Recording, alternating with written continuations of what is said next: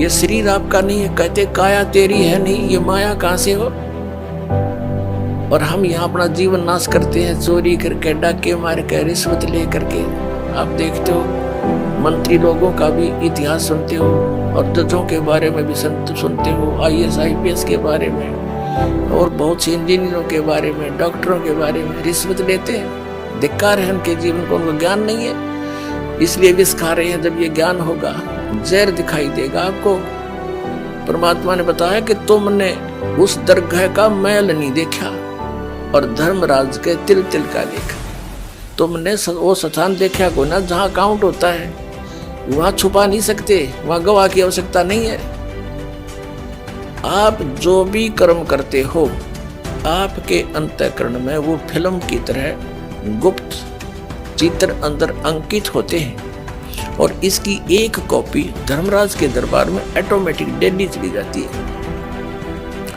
जब आप वहां जाओगे, आपकी RDX वहां तैयार पाओगी, और ला के कंप्यूटर में और आपको खड़ा कर देंगे सामने, अब देख तेरे कुक्रम और सुक्रम। वहां पूछने की, वहां ना करने की आवश्यकता कोई नहीं, इसने झूठ बोलने का समय ना मिल रहा है, अगमने ऐसा ना करे। वो तो करता दिखा है फिल्म में, जो आदमी कर रहा है सारे काम, वो कैसे कहेगा हमने ना करे, नीची गर्दन कर लेता है। कहते तुमने उस दरगाह का मैल नहीं देखा और धर्मराज के तिल तिल का लेखा, एक एक तिल का।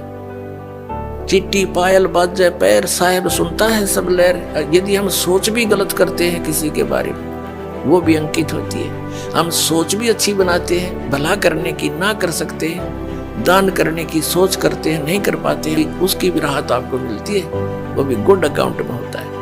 और करना तो पड़ेगा ही पड़ेगा, लेकिन सोच अच्छी है वो भी अच्छा अकाउंट है। और सोच बुरी रखते हो, किसी के बुरा करना चाहते हो, तो वह भी लिखी पाओगी आपकी। पुण्यात्मा, आज हम मनुष्य हैं और मनुष्य जीवन में हमें विशेष सुविधाएं प्राप्त हैं। हम ये सोचकर भी कंफर्म नहीं कर पाते कि हम पशु बन जाएंगे, हमारा ये विश्वास होता को नहीं।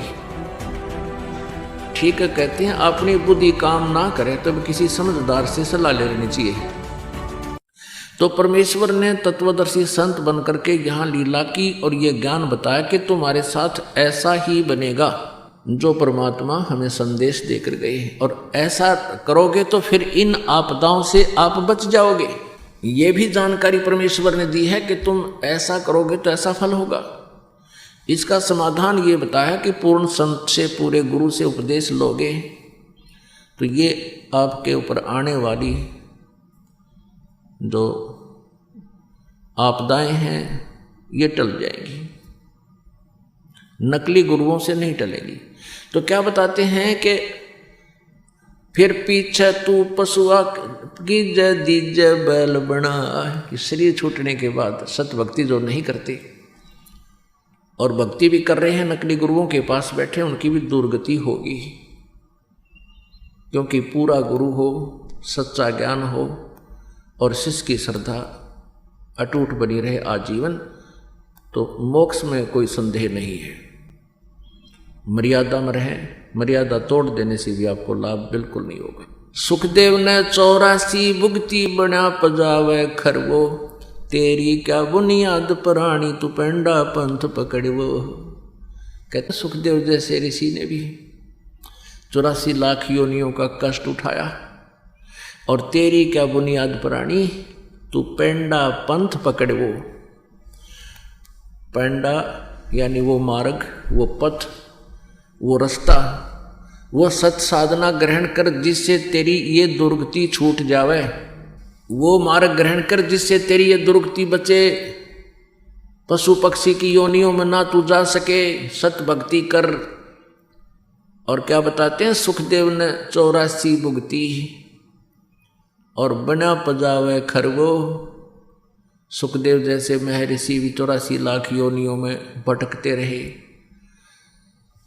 सुखदेव ऋषि ने अपने आप बताया एक बार कि मैं गधा बन गया, 84 लाख योनियों भोग रहा था, अंधा हो गया।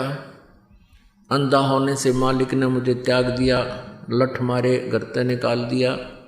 चलता चलता मैं जंगल की तरफ पगडंडी की अटकल सी लगाता हुआ चल पड़ा। आगे एक नाला था, उस नाले में गिरने लगा। मैंने छलांग लगानी चाहिए, मैं बीच फंस गया उसमें, मुंह आगे टिक गया, पीठ पछला हिस्सा पाछे फिट हो गया। ऐसा बन गया जैसे पाइप पुली बन जाया करे। जंगल में दूर स्थान होने के कारण इक्का दुक्का व्यक्ति उस रास्ते से जावा था। किसी ने मुझे निकाला नहीं। मेरे कमर पर पैर रखे, पार होने लगे, मेरी पुली बना ली। 15-20 दिन में भुगत कर भूखा प्यासा वहाँ प्राण छूटे। अब क्या बताते हैं कबीर परमेश्वर जी के सुखदेव ने 84 भुगती बना पजावे खरवो, खर माने गदा, और तेरी क्या बुनियाद प्राणी तू पेंडा पंथ पकड़वो। अपने आत्माओं कहते हैं अगर यदि इंसान का खुद ना यकीन होए तो पिछले इतिहास दोहरा लेने चाहिए, ताकि आपको ये विश्वास हो जाए कि सचमुच ऐसा कहर हमारे ऊपर बहुत बार टूट चुका है। इसके लिए आप जी को एक एग्जाम्पल दिखाते हैं, एक सैंपल दिखाते हैं। महावीर जैन नाम के एक महापुरुष हुए हैं और उसके जीव की कितनी दुर्गति हुई उन्हीं की पुस्तक में विद्यमान है और वो सत्य है। अभी आपको दिखाते हैं। पुण्यात्माओं, परमात्मा की भक्ति प्रत्येक आत्मा करने की चेष्टा कर रही है, लेकिन सत भक्ति ना मिलने से, पूरा संत ना मिलने से वो भक्ति करके भी अपना जीवन नष्ट कर जाते हैं। आपको दिखाते हैं जैन धर्म का इतिहास। पुण्यात्माओं, इस प्रकार तुलनात्मक तरीके से हम देखेंगे, इसको आलोचना ना जाने, एक बहुत ही जो ना परोपकारी प्रयत्न समझे इस दास का।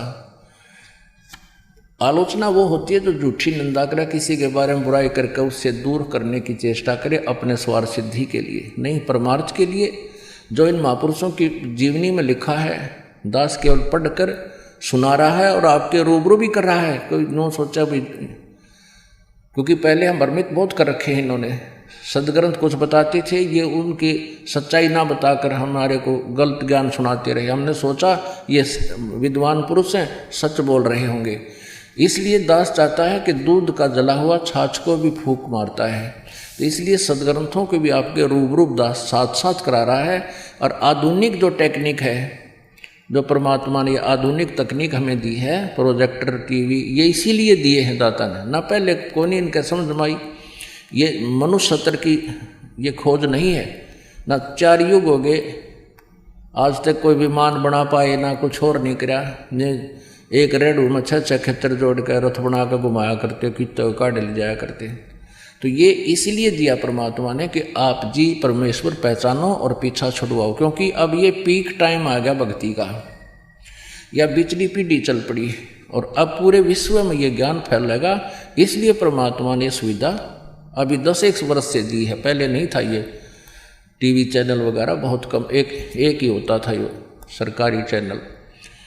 तो ये परमात्मा की कृपा आपके ऊपर है। तो ये दास तो पढ़कर सुना रहा है।